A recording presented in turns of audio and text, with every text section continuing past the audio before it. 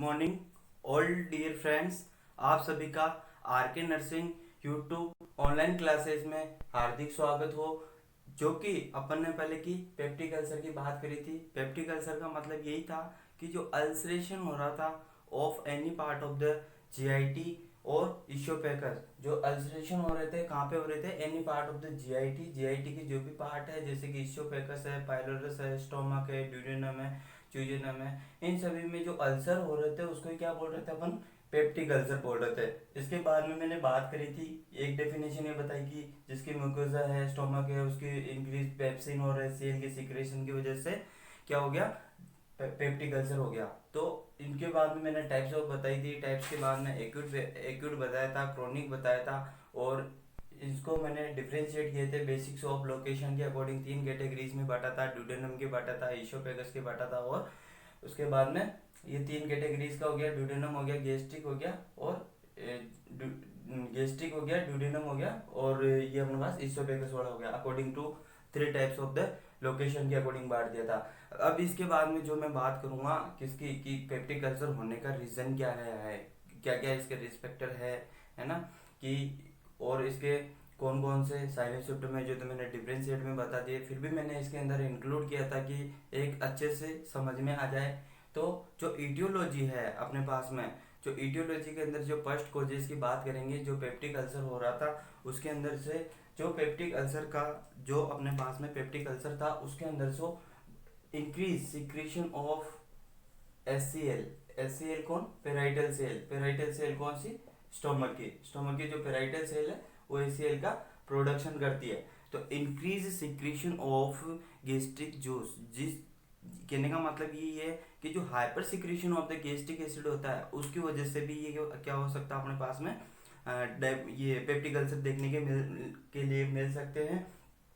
Increase stimulation of the vagus nerve. Vagus nerve 10th cranial nerve है। Vagus nerve के stimulation होने से क्या होता है? एचसीएल के ज्यादा हार्मोन सीक्रेट होते हैं, एचसीएल का ज्यादा प्रोडक्शन होता है, उसकी वजह से भी क्या हो सकते हैं? पेप्टिक अल्सर हो सकते हैं। Increase number of the capacity, increase number of the capacity of parietal cell to the secret cell. जो कि अपने पास में जो इंक्रीज नंबर ऑफ मतलब उसकी जो सेल है कौन सी?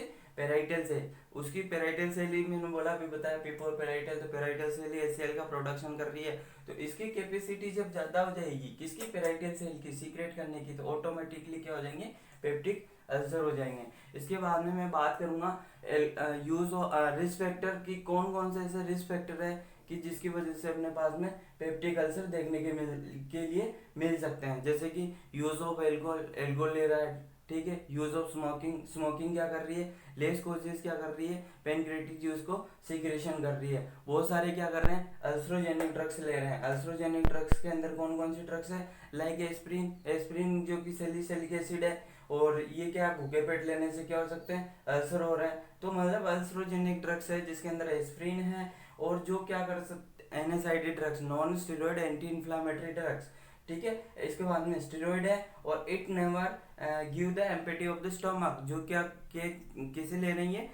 भूखे पेट ले रहे हैं, खाली पेट ले रहे हैं, इसकी वजह से भी क्या हो सकते हैं? अल्सर प्रोड्यूस हो सकते हैं। और जिसके बाद में अपन जो इन्फेक्शन का बात था, इन्फेक्शन होते हैं जैसे कि एच पाइलोरिक बैक्टीरिया है। एच पाइलोरिक बैक्टीरिया जो कौन सा है? ग्राम नेगेटिव बैक्टीरिया है। और ये कौन सा? 90% जो भी पेप्टिक अल्सर होता है उसके अंदर कोजेस कौन होता है? H pyloric. और एच पाइलोरिक से एक कंपटीशन का क्वेश्चन निकल के आ गया कि एच पाइलोरिक टेस्ट सबसे ज्यादा पेप्टिक अल्सर के कोजेस कौन सा है? Peptic ulcer. और इसके लिए कौन सा टेस्ट करते हैं? यूरिया ब्रिथ टेस्ट करते हैं। ये क्वेश्चन यहाँ से blood group and stress, blood group की वजह से, जैसे कि मैंने बताया था उधर की ब्लड ग्रुप ओ वाले पेशेंट को ज्यादा रिस्क फैक्टर होते हैं ड्यूडेनल अल्सर के। और जैसे अपना स्ट्रेस है, स्ट्रेस क्या करेगी? स्ट्रेस सब ज्यादा बॉडी के अंदर स्ट्रेस हो जाएगा। स्ट्रेस की कंडीशन में हार्मोनल सिक्रेशन का इम्बेलेंस होगा, हार्मोनल सिक्रेशन ज्यादा होगा, एचसीएल का प्रोडक्शन होगा। एचसीएल का प्रोडक्शन होगा तो क्या होगा? It may causes of ulcer produce करेगा कौन सा? पेप्टिक अल्सर वाला। और इसके बाद में जो जूलेंजर एलेजन सिंड्रोम, जेडईएस, जेडईएस बहुत अच्छा है। जेडईएस का मतलब ये है कि जो एबनॉर्मल है, कौन सी? जो एबनॉर्मल सिक्रेशन हो रहा है कहाँ से? गैस्ट्रिक ट्यूमर का, ऑफ पेनक्रेटिक आइसलेट। वो कौन सी? पेनक्रियास के आइसलेट है, वहां से क्या हो रहा है? गैस्ट्रिक जूस जो न्यूप्लाज्म बनी है उसके अंदर से क्या हो रहा है, एबनॉर्मल सिक्रेशन हो रहा है किसका, गेस्ट्रिक जूस का, और एक्सेसिव गेस्ट्रिक जूस का सिक्रेशन हो रहा है, इसकी वजह से भी क्या हो सकते हैं, पेप्टिक अल्सर हो सकते हैं। इसके बाद में मैंने बात करूंगा कर्लिंग अल्सर। कर्लिंग अल्सर के अंदर जो कि कर्लिंग अल्सर, कर्लिंग अल्सर के अंदर जो भी है, जो कोजेस करता है किसमें, सीवियर बर्न। जब सीवियर बर्न होता है, बर्न होने के बाद में जो लीजन बनते हैं उसको बोलते हैं कर्लिंग अल्सर। और कर्लिंग अल्सर में क्या होता है, एचसीएल का प्रोडक्शन होता है। एचसीएल का प्रोडक्शन होगा तो क्या करेगा, पेप्टिक अल्सर भी फॉर्मेशन हो जाएगा। कुशिंग, कुशिंग के लिए बात कर सकते हैं कि कुशिंग अल्सर है जो कि अपने पास में क्या कर रहा है, कुशिंग अल्सर है जो कि causes by the increase secretion of gastric acid, gastric acid का सिक्रेशन ज्यादा कराता है due to the vagus nerve stimulated. और इसमें कुशिंग में क्या होता है, वेगस नर्व का स्टिमुलेशन होगा, वेगस का स्टिमुलेशन होगा और इंक्रीज करेगा किसको, आईसीपी को, ड्यूरिंग द हेड इंजरी। तो कहने का मतलब ये कि इंक्रीज सिक्रेशन हो रहा है कहाँ से, गेस्ट्रिक एसिड से।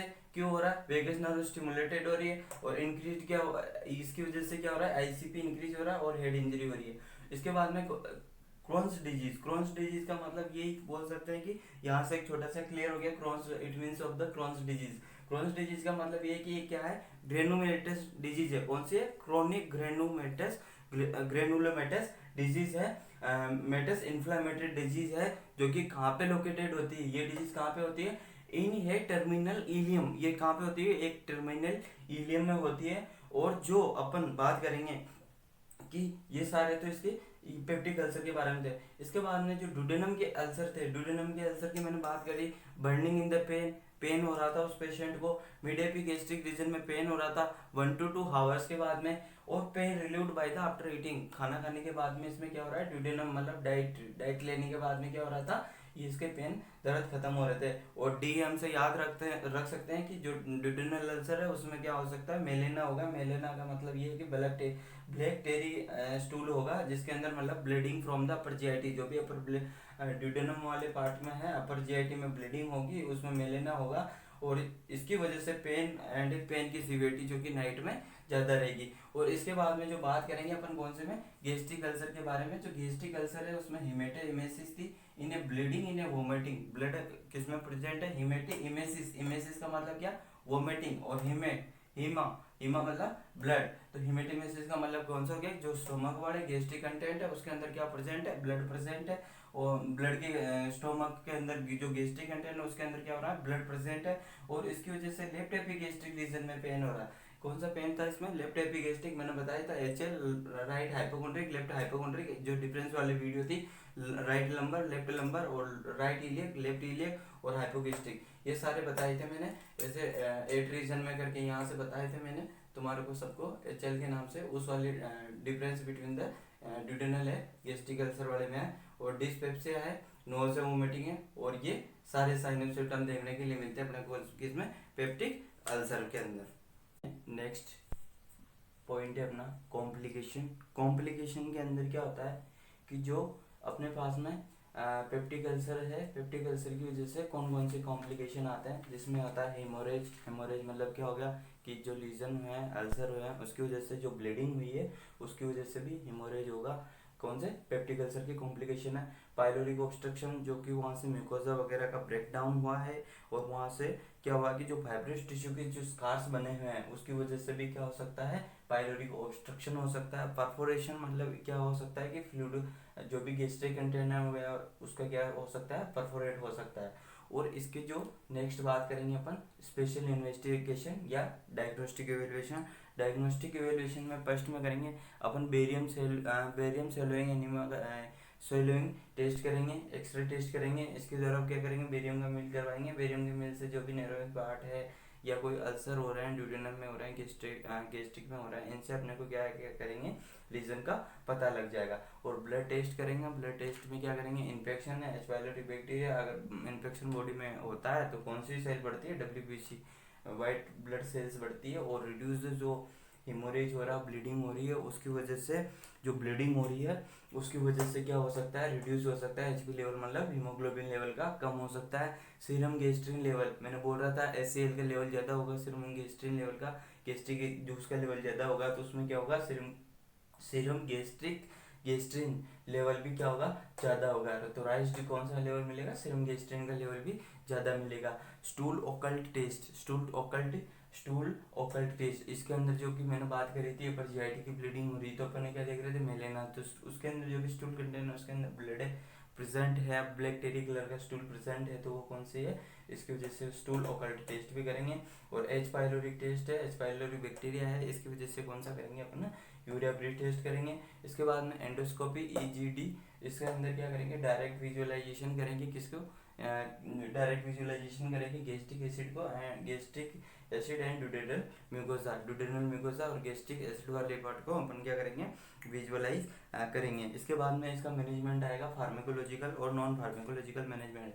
जो फार्माकोलॉजिकल मैनेजमेंट है, फार्माकोलॉजिकल मैनेजमेंट में अपन पहले भी बताया था मैंने, एस2 रिसेप्टर एंटागोनिस्ट ड्रग्स, उसको ही अपन क्या बोल सकते हैं, कि उसको बोल सकते हैं anti receptor drugs, anti receptor anti secretory drugs, है ना, इसको ये बोल सकते हैं। और ड्रग्स को याद करने का ये तरीका है कि सबसे बढ़िया ड्रग्स को आपको याद करना है, और ड्रग्स बिल्कुल सही तरीके से याद होनी है।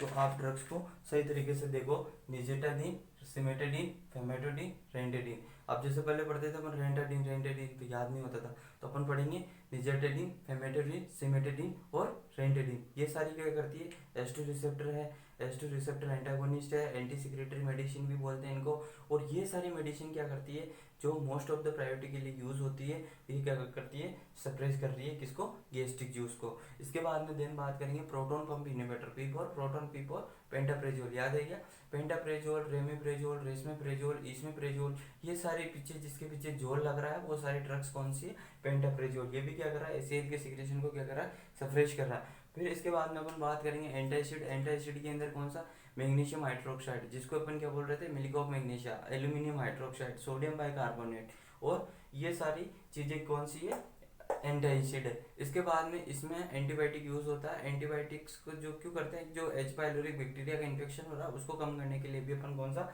एंटीबायोटिक यूज करते हैं। अब इसके अंदर जो थेरेपी चलती है, जो फर्स्ट लाइन थेरेपी चलती है उसको क्या बोलते हैं अपन, ट्रिपल थेरेपी। ट्रिपल थेरेपी के अंदर क्या होती है, 3 मेडिसिन है, 3 मेडिसिन में एक एंटीबायोटिक है और एक कौन सा है, प्रोटॉन पंप इनहिबिटर है। तो इसमें जैसे क्लिथ्रोमाइसिन 500 mg दे देंगे, 500 mg दे देंगे, और एमोक्सिक्लिन 1 ग्राम दिया। और क्लिथ्रोमाइसिन क्या है, 500 mg, और इसके अंदर ही प्रोटॉन पंप इनहिबिटर कितना है, 40 mg। प्रोटॉन पंप इनहिबिटर का मतलब पेंटाप्रेजोल या ओमिप्रेजोल आता है, वो कौन सा है, 40 mg का आएगा। और इसके अंदर प्रोस्टाग्लैंडिन भी यूज कर सकते हैं, क्योंकि प्रोस्टाग्लैंडिन का बताया था, प्रोस्टाग्लैंडिन बढ़ रहा है, उसकी वजह से पेप्टिक अल्सर हो रहा है, तो फिर प्रोस्टाग्लैंडिन को कम करने के लिए भी अपन क्या कर सकते हैं, प्रोस्टाग्लैंडिन का यूज कर सकते हैं, जिस जो क्या करेगा, सप्रेस करेगा किसको, गैस्ट्रिक एसिड को सप्रेस करेगा। और यही सारी चीजें जो फर्स्ट लाइन है, और एक अपन यूज कर सकते हैं इसमें medicine, mucosa, mucosa burial drugs, जिसके अंदर आता है सुक्राफेलेट। ये क्या करती है ड्रग्स, कि जो अपने स्टोमक की जो म्यूकोजा है इसमें क्या करती है, प्रोटेक्टिव लेयर बना लेती है, कौन सा, सुक्राफेलेट। कौन सा ड्रग्स है वो, सुक्राफेलेट, सुक्राफेलेट ड्रग्स, ठीक है, ये ड्रग्स है। तो ये ड्रग्स क्या कर रही है कि इसके अंदर जाके अपना एक प्रोटेक्टिवली लेयर बना रही है, इस वजह से इसको भी अपन क्या बोल सकते हैं, इसमें ये म्यूकोजल बेरियर के अंदर भी यूज कर सकते हैं। नेक्स्ट पॉइंट है अपना surgical management. Surgical management most important है। उससे पहले हमने फार्माकोलॉजिकल मैनेजमेंट की बात करी थी, जिसके अंदर मेडिसिन की बात करी थी, और इसके लिए पेप्टिक अल्सर के अंदर जो कौन कौन से सर्जरी करते हैं, सर्जरी के द्वारा पेशेंट को ट्रीट करते हैं, मेडिसिन से ट्रीट नहीं हुआ तो उसको क्या करेंगे, क्रोनिक अल्सर हो गए तो उसको क्या करेंगे, जो पार्ट है उसको क्या करेंगे, कट कर देंगे, और उसको जो रिमेनिंग पार्ट है उसको क्या कर देंगे, एनास्टोमोसिस कर देंगे, जोड़ देंगे। तो फर्स्ट सर्जरी होगी उसको बोलेंगे बाइलोर्थ फर्स्ट बोलेंगे। बाइलोर्थ फर्स्ट का मतलब ही यही है कि गैस्ट्रोडुडेनक स्टोमी, ठीक है, गैस्ट्रोडुडेनक स्टोमी, ठीक है। तो इसमें क्या होता है कि जो अपने गैस्ट्रिक डुडेनम, नाम से पता चल रहा है कि डुडेनम वाले पार्ट को, जो स्टोमक वाले पार्ट से the remaining part of the stomach, जो स्टोमक का पार्ट का रिमेनिंग पार्ट है, पाइलोरिस और घूमने, उस चीज को क्या करेंगे, डायरेक्टली कनेक्टेड किससे कर देंगे अपन को, ड्यूडेनम से। और ये वाली सर्जरी है जिसके अंदर क्या कर रहे हैं, ड्यूडेनम को कनेक्टेड कर रहे हैं किससे, स्टोमक से, remaining part of the stomach to the duodenum to anastomosis. किसके बाद में, आफ्टर द गैस्ट्रेक्टोमी करने के बाद में, गैस्ट्रेक्टोमी करने के बाद में स्टोमक का पार्ट है उसको ड्यूडेनम से जोड़ देंगे, इसकी वजह से इसको बोलेंगे गैस्ट्रिक ड्यूडेनक स्टोमी। और गैस्ट्रिक जुजेनेक्टोमी, नाम से पता चल रहा है कौन सा, गैस्ट्रिक जुजेनेक्टोमी। इसके अंदर क्या होगा कि रिमूवल ऑफ अल्सर पार्ट, इसमें ड्यूडेनम वाले पार्ट जिसके अंदर क्या होगा अल्सर है, जैसे पाइलोरस में है, एंट्रम में है, ड्यूडेनम में है, तो इन सभी पार्ट को क्या कर देंगे, कट कर देंगे। और इन सभी पार्ट को क्या करेंगे, जो रिमेनिंग पार्ट ऑफ द जूजेनम है, रिमेनिंग पार्ट ऑफ द जूजेनम है, उस वाले पार्ट को क्या करेंगे, अपन क्या करेंगे, एनास्टोमोसिस कर देंगे। उस वाले सर्जरी को क्या बोलेंगे, बायलोर सेकेंड और गैस्ट्रिक जूजेनेक्टोमी, गैस्ट्रिक जूजेनेक्टोमी। ठीक है, इसके बाद में थर्ड सर्जरी का नाम है पाइलोरोप्लास्टी। पाइलोरोप्लास्टी के नाम से पता पड़ रहा है कि जो अपना पाइलोरस है, ये देखो नॉर्मल स्ट्रक्चर है, ये पाइलोरस है, पाइलोरस वाला पाइलोरिक स्फिंक्टर है, और ये पाइलोरस स्टोमा का थर्ड पार्ट है, बॉडी फंडस और पाइलोरस पाइलोरस। तो ये पार्ट है, इसको क्या करेंगे, डायलिटेशन कर देंगे, मतलब dilatation of the constructed part of the pyloric. Pyloric कोई ऑब्स्ट्रक्शन आ जाता है फाइब्रस टिश्यू टिश्यू की वजह से, तो उसको क्या करेंगे, डायलिटेशन कर देंगे, किसको, पाइलोरस वाले पार्ट को। तो इस सर्जरी का नाम क्या हो गया, इसकी वजह से क्या होगा, जो इजी पासेज है गैस्ट्रिक कंटेंट और स्टोमक टू ड्यूडेनम में इजी थ्रू मूवमेंट करेंगे, तो इस सर्जरी का क्या नाम है, पाइलोरोप्लास्टी। और वेगोटोमी नाम से, वेगोटोमी जो 10th क्रेनियल है, और जो क्या कर रही है, एसीएल स्टिमुलेटेड होने की वजह से क्या हो रहा है, एसीएल का सिक्रेशन ज्यादा हो रहा है, एसीएल का सिक्रेशन हो रहा है, तो पेप्टिक अल्सर हो रहा है। तो इस वजह से अपन क्या करेंगे, वेगोस्टोमी को कट कर देंगे, तो पेप्टिक एसीएल का सिक्रेशन होगा ही नहीं, तो अपन क्या करेंगे, cutting of the vagus nerve. ये कौन सी सर्जरी है, वेगोस्टोमी सर्जरी। 3 सर्जरी बात करी थी, गैस्ट्रोड्यूडेनेक्टोमी, गैस्ट्रिक जूजेनेक्टोमी, पाइलोरोप्लास्टी और वेगोस्टोमी। इसके बाद में मैं बात करूंगा कॉम्प्लिकेशन, जो सर्जरी की अपन ने उस वो सर्जरी के कौन कौन से कॉम्प्लिकेशन देखने के लिए मिलेंगे अपने को। तो सर्जरी के कॉम्प्लिकेशन के अंदर फर्स्ट बात करेंगे डंपिंग सिंड्रोम। जैसे भी कोई, अब जो डंपिंग सिंड्रोम है ग्रुप ऑफ सिंड्रोम डिजीज है, और जैसे कि इसमें बहुत सारे डिजीज, बहुत सारे साइनस सिम्टम प्रोड्यूस हो गए। उसके बाद में विटामिन बी 12 है, विटामिन बी 12 क्यों, क्योंकि जो एंट्रेंसिव फैक्टर है विटामिन बी 12 का एब्जॉर्प्शन हो रहा है, कहाँ पे हो रहा है, स्टोमक में कि लेयर कर रही है एंट्रेंसिव फैक्टर, मिकोसा वगैरह लेयर कर रही है, पेरिटल लेयर वगैरह। तो ये चीज क्या हुआ कि अगर आपकी स्टोमक की सेल, मिकोसा की सेल ही डैमेज हो गई, निकाल दी आपने गैस्ट्रेक्टोमी के थ्रू, तो विटामिन बी 12 की डिफिशियंसी होगी, और इसकी वजह से डायरिया, जो डायरिया कोजेस करेगा। और जो डंपिंग सिंड्रोम है, इसमें मोस्ट इंपॉर्टेंट कि पेप्टिक अल्सर या गैस्ट्रिक्टोमी है, उसकी कॉम्प्लिकेशन क्या है। कॉम्प्लिकेशन की बात करेंगे तो उसमें कौन सा साइन है, डंपिंग सिंड्रोम। डंपिंग सिंड्रोम का मतलब ये है कि ये ग्रुप ऑफ डिजीज है, कौन सा है, ये एक पर्टिकुलरली सिंगल डिजीज नहीं है, ये क्या है, group of disease, group of symptom है। इसके अंदर नोजिया वोमिटिंग होगा पेशेंट को, वीकनेस होगी, स्वेटिंग होगी, और पाल्पिटेशन होगा। मतलब पेशेंट को क्या हो रहा है, नोजिया वोमिटिंग भी हो रही है, और कम वीकनेस भी है, स्वेटिंग भी है, और पाल्पिटेशन भी है, अगर after the injection of the food, खाना लेने के बाद में। Patient who has the undergoing the partial and gastrectomy, उसके क्या, पेशेंट के क्या हो सकती है, गैस्ट्रेक्टोमी हुई है, उस वाले पेशेंट के अंदर नोजिया वोमिटिंग, वीकनेस, पाल्पिटेशन और स्वेटिंग, ये सारे साइन सिम्टम मिल सकते हैं।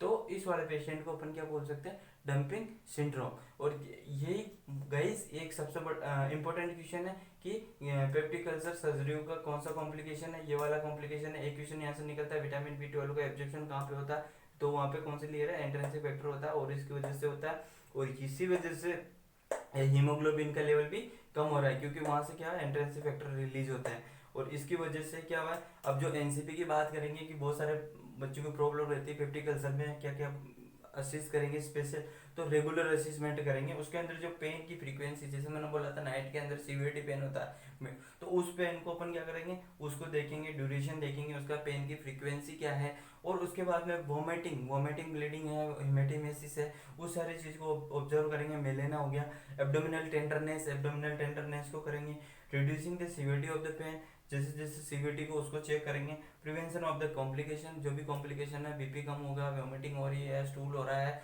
इन सभी चीज़ों को, शौक है, इन सारी चीज़ों को अपन क्या करेंगे, असेसमेंट करेंगे। Thank you guys.